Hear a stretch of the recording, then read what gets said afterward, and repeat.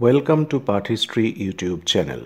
Subscribe our channel for regular notification and follow our official Facebook page. Our today's topic is transition from hunting gathering to food production. The transition to food production was a complex phenomenon. Anthropological studies have shown that hunting and food gathering societies are quite capable of procuring sufficient diet and nutrition. It is wrong to assume that the transition from food gathering and hunting to food production was inevitable.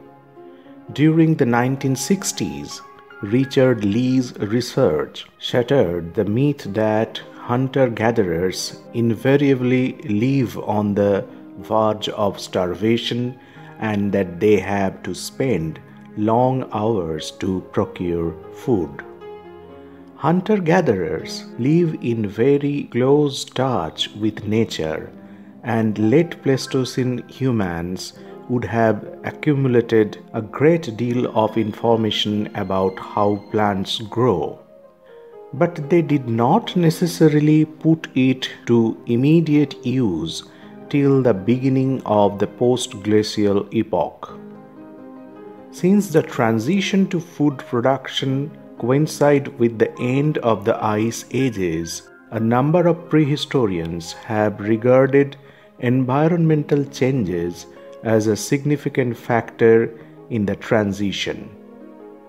V. Gordon Childe put forth the view that in the post-Pleistocene epoch, due to the process of desiccation or drying up, these zones could no longer support hunter-gatherers.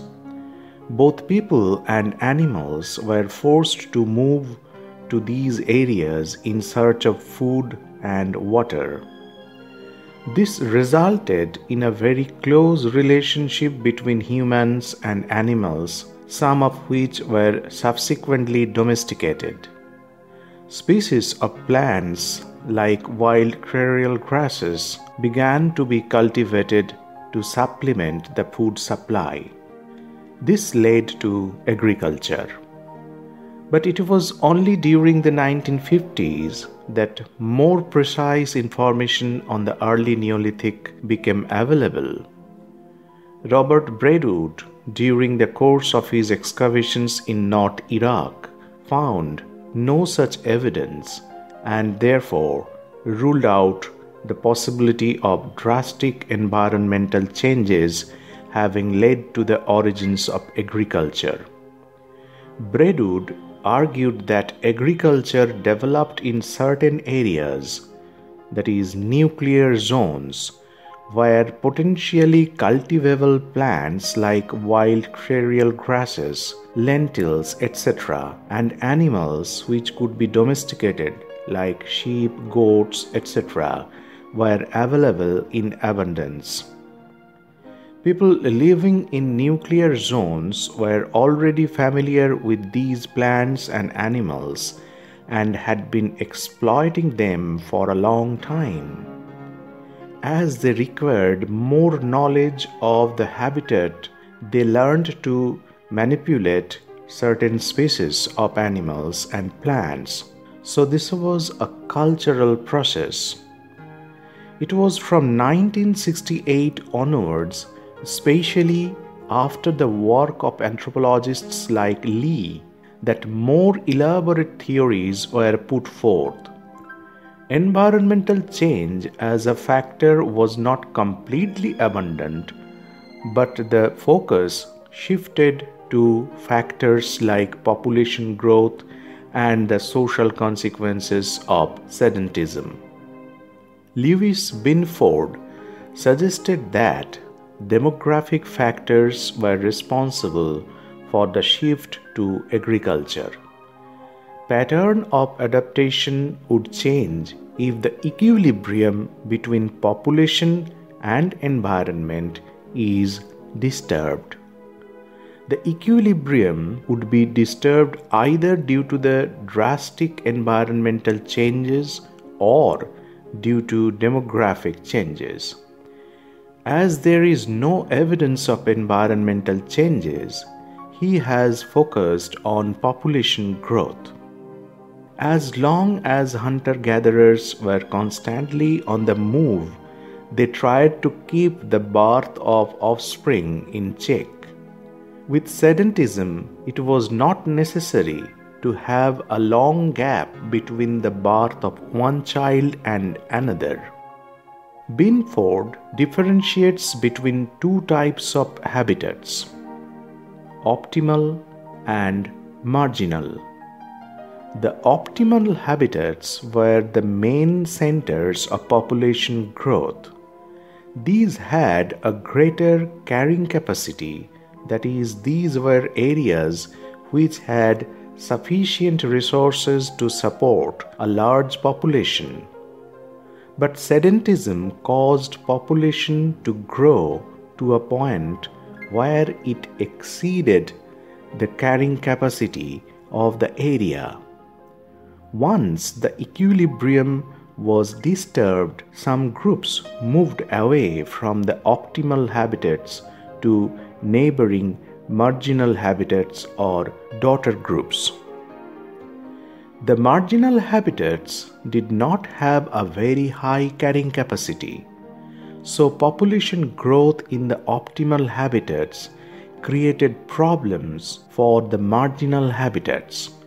As daughter groups from the centers of population growth moved to the margins, the balance of these zones was upset.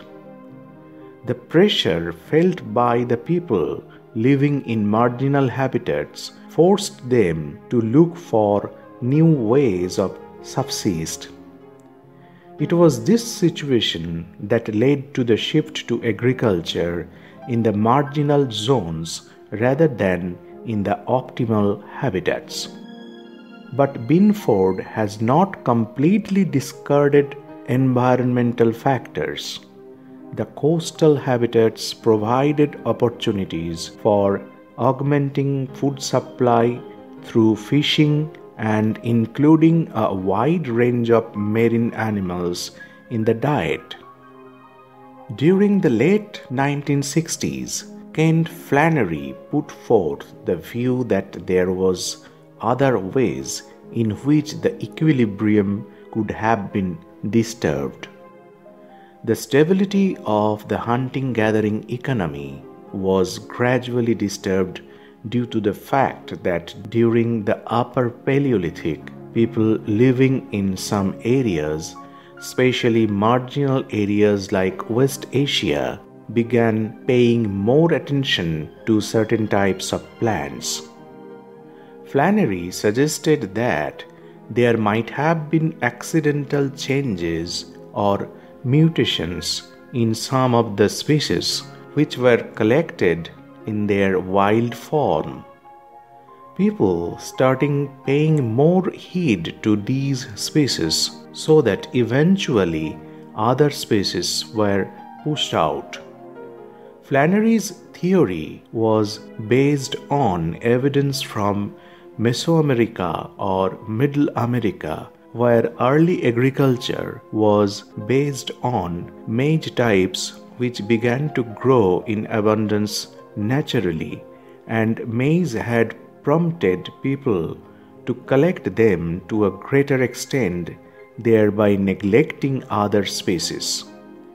As dependence on these species grew, the next stage was to intervene in nature by nurturing the mutual forms. These developments were preceded by a shift from a narrow spectrum to a broad spectrum economy. A broad spectrum economy is one in which a wide range of animals and plants procured in diverse ways are included in the diet. This broad spectrum revolution, as Flannery calls it, took place in marginal areas where it was necessary to tap all possible sources of nutrition.